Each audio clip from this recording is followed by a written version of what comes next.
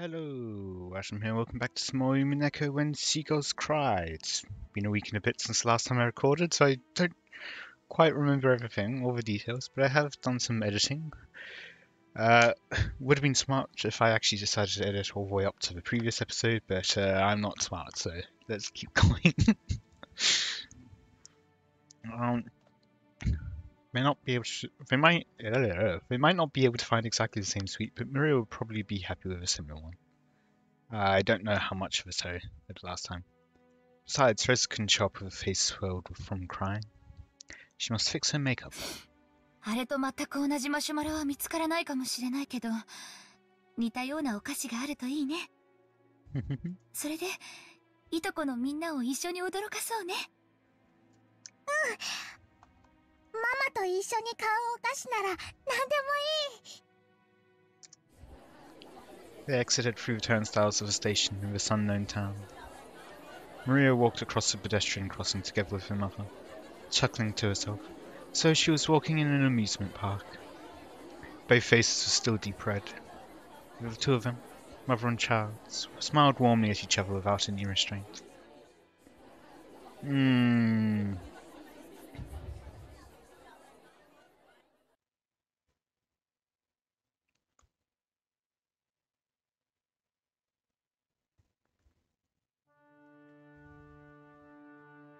あなた、こんなところでどうされたのですか? I was really that close to the end of that section. Okay. They got off, went off to go to the supermarket. I thought they were actually going to keep going. That's why I stopped there. Okay. 君か。なんでもない。Huh? 考え事をするのにここが少し心地よかっただけだ。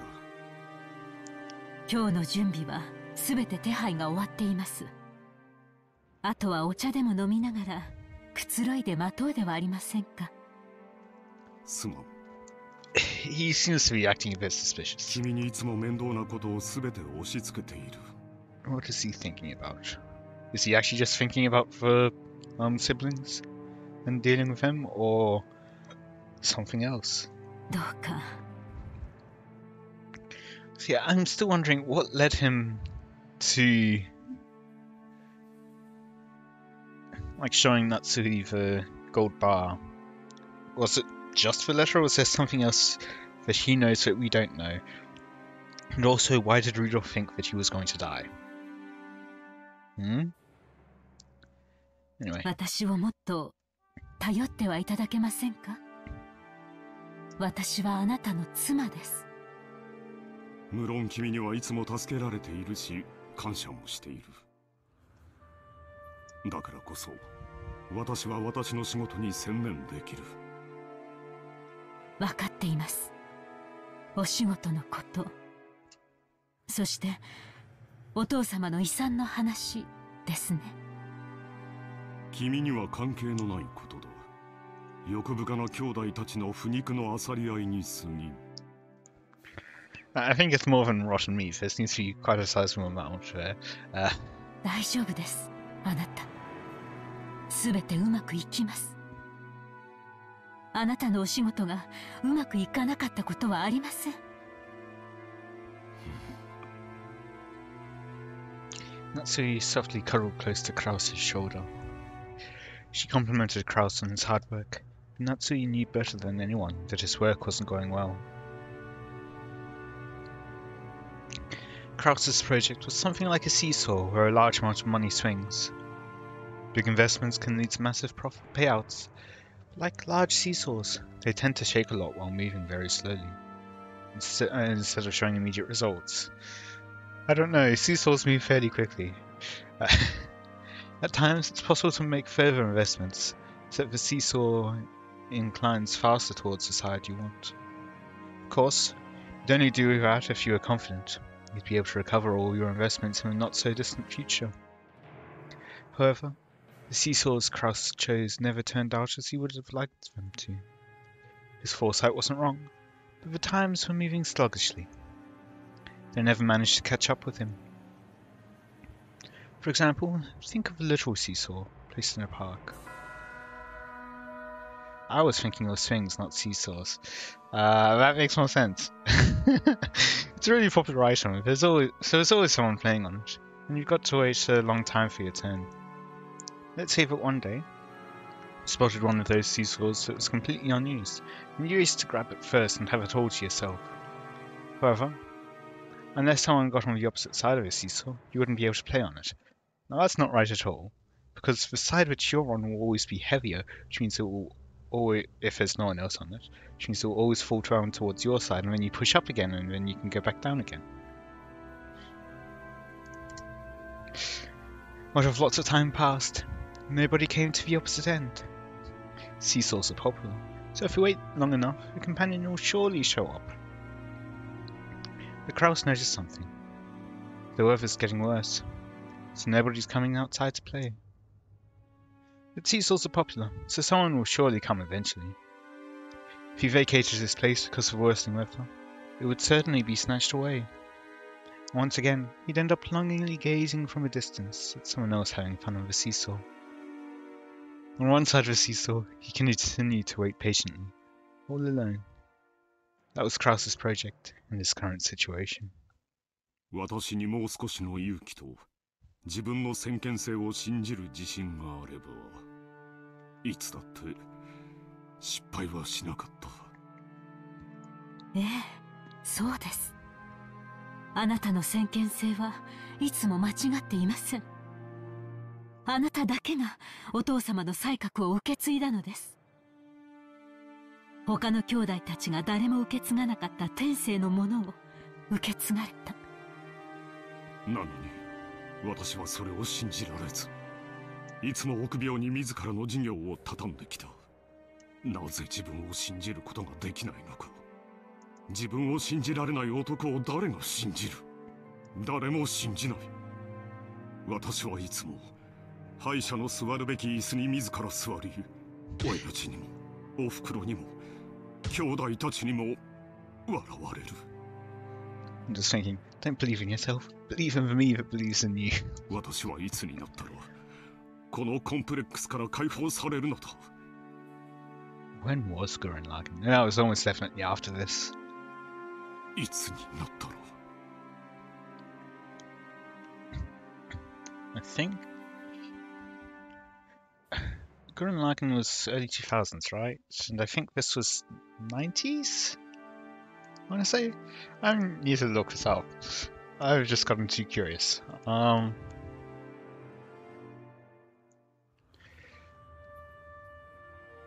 Lagann was late 2000s. Well, Umineko When They Cry is also 2007. Huh. Same year. I am completely off when I guess this fair. It's because I saw something similar with well, saw something talking about how the because I just edited the what's it called episode, the one where Jessica's singing. They were talking about the music from there. So the PlayStation version has different music from the original, and so the original was before Danganronpa. Meanwhile, the PlayStation version is after, and so the song in the PlayStation version has references to Danganronpa. In any case, continuing on. Natsuki was the only one who knew. Only she knew of Kraus's anguish. As the oldest son of the Ushiramiya family, who would soon be forced to bear an immense responsibility, he couldn't open his pained heart to anyone. He was always getting compared to his father's great enterprises. あなたが親族会議に専念できるよう、すべての手配を済ませています。すべて。すまん。親父殿の件は問題ないかね。はい。源氏と南條先生は私たちの味方です。Oh? あの強欲な兄弟たちを決してお父様には合わせません。Oh. Interesting.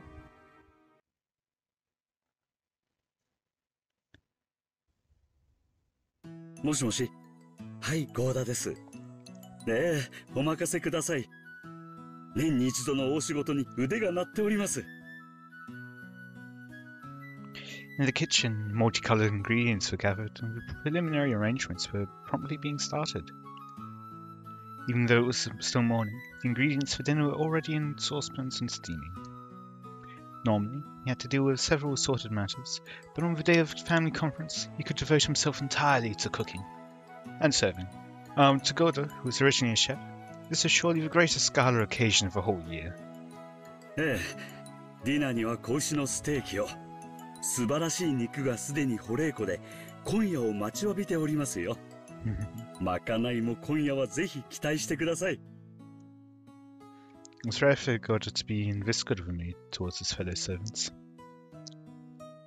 Goda bragged about being the Ushiromiya family's personal chef, and knowing he was considered worthy to display his excellent cooking at the family conference was his greatest honor. わかった。任せるのでよろしく頼む。あと、熊沢がそちらにいないか。熊沢さんですか。先ほど見かけましたが、こちらにはおりません。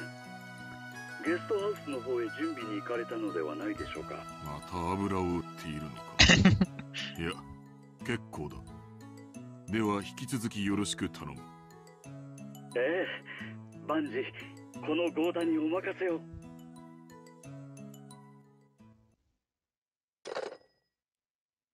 Genji placed the telephone back on the receiver, sighing lightly.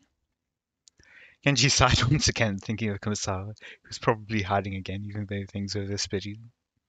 And this tensious Goda, who only felt like doing anything on a day when he could show off. 失礼します。ゲストハウスの各お部屋の準備が整いました。お嬢様より、お子様方が泊まれるよう、4人分の用意をするようにとのご指示を賜りましたが、いかが。今年は6年ぶりにバトラ様がお見えになるそうだ。お嬢様もいとこ4人で夜更かしをされたいのだろう。準備するように奥様にはお伝えしておくとよい。そうですね。かしこまりました。今夜は深夜勤で、そのまま明日は早朝勤か。しんどい2日間になりそうだな。そういえば台風が直撃するって天気予報で言っていますね。大丈夫でしょうか。台風がよほどそれない限り、場合によっては親族の皆様方のお帰りの船に響くだろう。That's certainly true. 親族会議の日程が月曜か火曜あたりまで長引くかもしれない。長丁場になるだろうが、皆くれぐれも粗相のないように頼む。シャノンは焦らぬよう落ち着いて、カノンは愛想よくご挨拶をするように。That part certainly didn't work. はい、注意します。注意します。大切なお客様がお越しになられる日だ。くれぐれも粗相がないように。心得ています。いつだってここには大切なお客様しか訪れませんから。カノン、今日は本当の意味で大切なお客様を迎える。Oh, I was about to say, so, I mean, from what we've heard, only Canon and Shannon were able to see Beatrice. We didn't hear anything about Genji being able to see her or not. So I was about to ask, especially since they talk with Genji, well, Canon and Genji talk about the witch arriving. Maybe he can too. Maybe because of their furniture. 心構えを改めるように。 Now, as for very important guest, perhaps Beatrice? はい。シャノン、どうした？さっきから何かそわそわしているようだが、何か。いえ、何でもありません。失礼いたしました。姉さん、今日は大切なお客様がお越しになる日なんだよ。プライベートとは切り離すようにね。プライベートなんか知りません。Shannon blushed just a bit as she turned her gaze away from the clock. Uh-huh. Uh-huh, that's totally the reaction someone makes who doesn't have a private life to detach from. Was it about time for the airplane carrying the family to arrive at Nijimo? She tried to hide the fact that her upcoming, long-awaited reunion with George was making her heart race, but Cannon, who stood beside her, seemed to see right through her.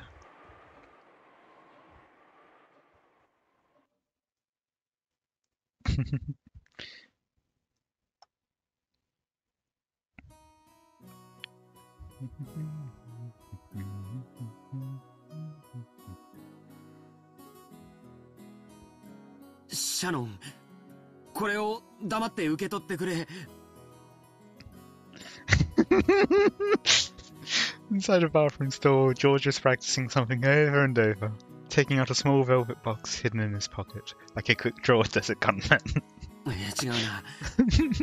シャノンは牽引力のある男性が好きなんだ。もっと馬力がある感じじゃないとダメだ。シャノン、これを薬指につけるんだ。命令だよ。ああ、左手とちゃんと言わないと右手にされちゃうかもしれない。いや、シャノンもそこまでかまととじゃないけど。ああ、でも少しは自由意志がないとなんだかその。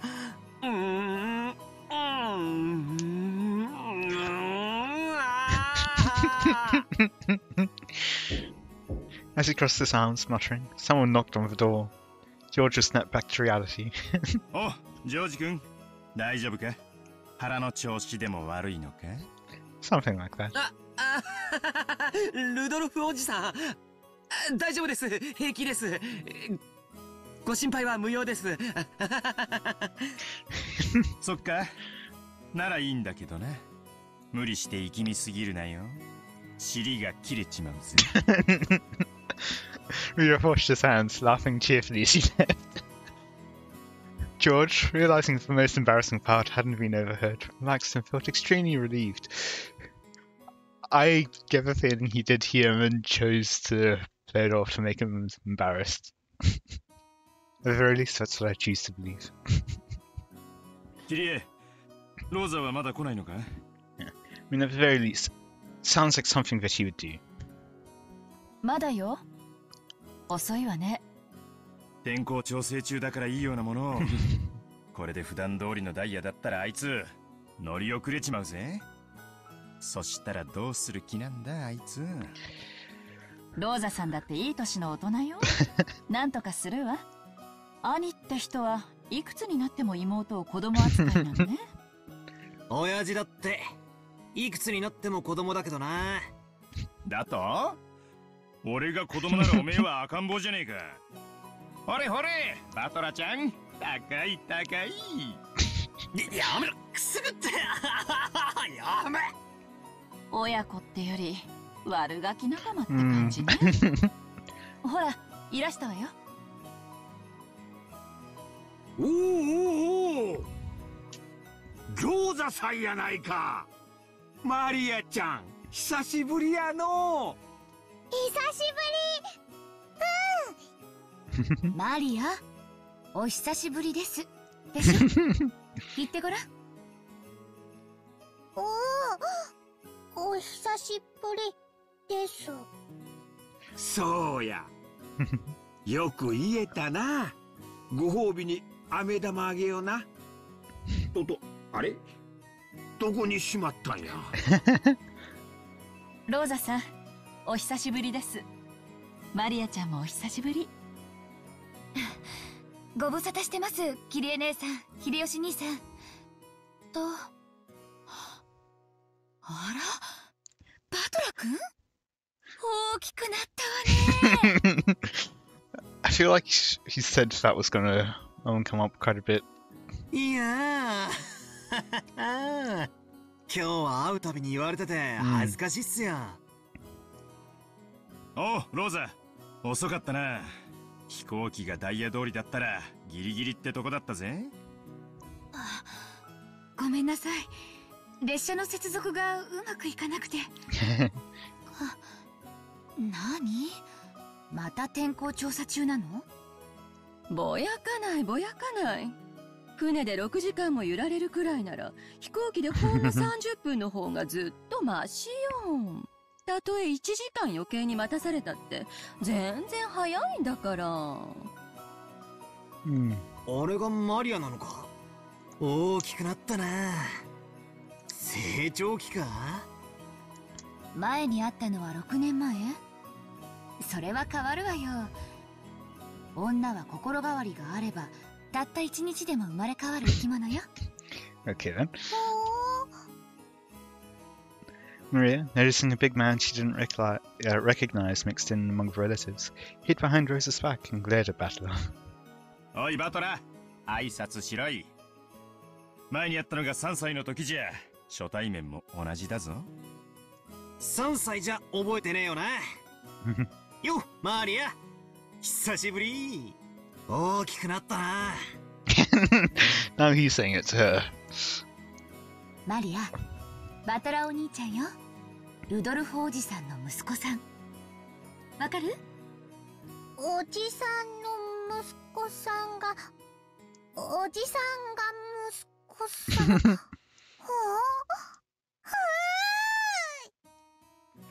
She was obviously on her guard. After all, it was hardly surprising that she'd be scared if a large guy like Battler suddenly started speaking frankly to her. Battler noticed that as well, and thought of various ways he might approach her. Then he spotted a candy she had in her hand. It was a jack-o'-lantern sweet Rosa had bought for her. そっか、10月だからハロウィンか。お菓子をくれなきゃいたずらしちゃうぞ。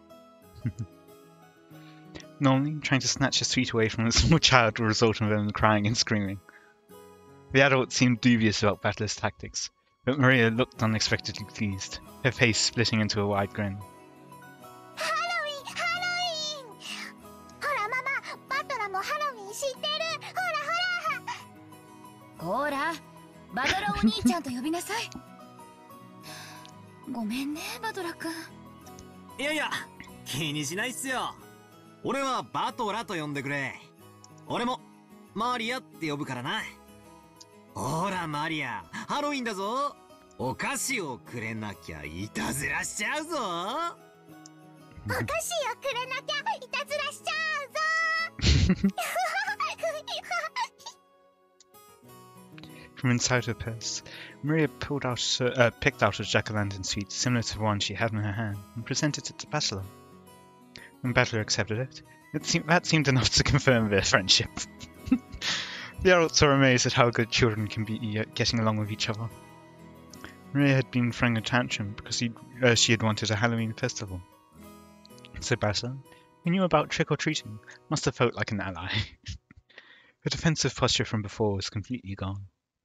Now she was all cheery, so they'd been best friends for decades. そうだな。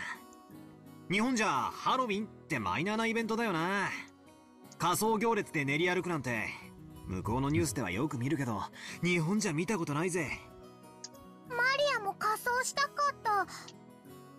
仮装していとこみんなでお菓子をくれなきゃいたずらしちゃうぞってやりたかった。そっかそっか。今度俺と一緒にやろうな。マリアだったら何の仮装をして練り歩きたい？ A witch? Or maybe Beatrice?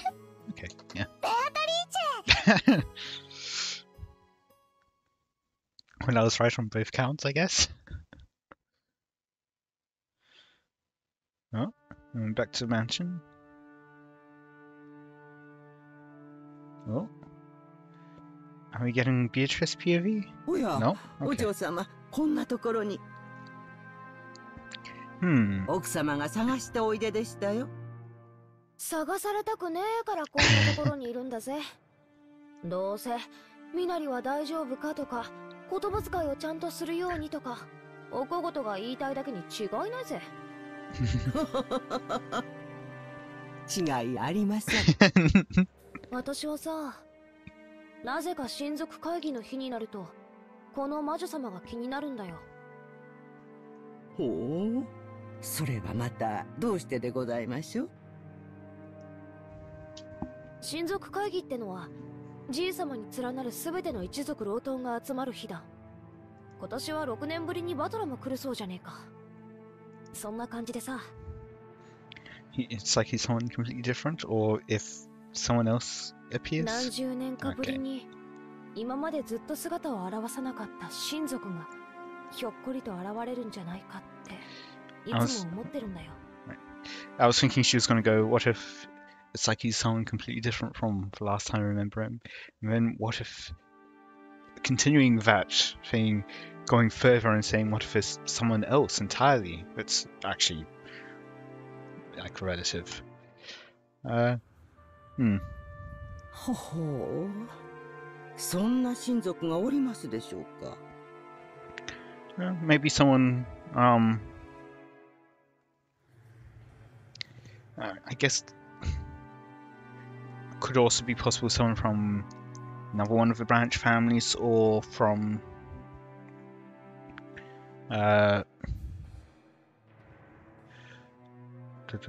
or from one of the original families that mostly died during the earthquake. There was potentially another relative. That could be a possibility. ベアトリーチェ様だよ。Maybe someone illegitimate from the main family at the time. 素性は誰も知らない。あるいは大昔のじい様の愛人なのか。その子孫がひょっこりと現れて授けた黄金を返せなんて言い出すかもしれないぜ。クラウス様たちは親方様の遺産問題で今年も議論されるでしょうから。こうも魔女の黄金の話で盛り上がっては、黄金を与えた魔女本人がそろそろおいでになってもおかしくありませんね。熊沢さんはさ、辞めたり勤めたりと忙しいけど、現実さん並みに昔からここに出入りしてるわけでしょ？ Oh, that's something I wasn't aware of. She keeps quitting and getting rehired. That feels about right. Yep. ベアトリーチェのこともっと知ってるんじゃないの？さて、どうでしょうね。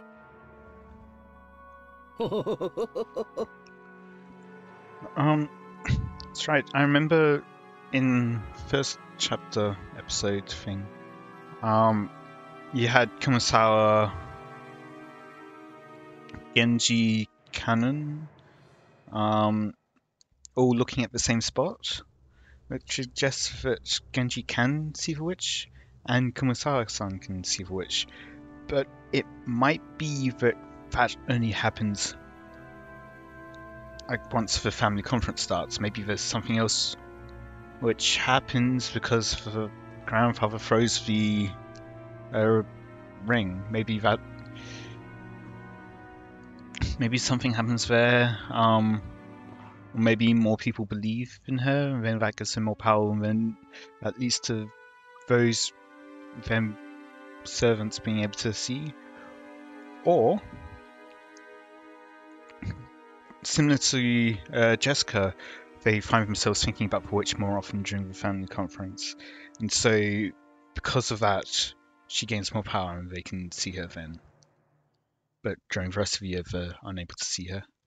Who knows? 思い出そうにもこの老いぼれ、今朝の朝食すらも思い出せませんので。熊沢さんはいっつもそういう言い方で逃げるけど、何か知ってそうなんだよな。知ってて物陰で笑ってるみたいな陰湿な雰囲気が時々するぜ。これは手厳しい。隠し事など何もしておりません。Sure you don't. 私から申し上げられることは、ベアトリーチェ様は黄金の魔女であられて、この島の夜を支配されているもう一人の主人であられるということだけでございます。Yeah. So I get a feeling we're about to go on a whole story time kind of thing here. So before we get stuck in all of that, I think I'll end it here for today. I hope you all enjoyed. Let me know any feedback you have in the comments, and until next time, see ya.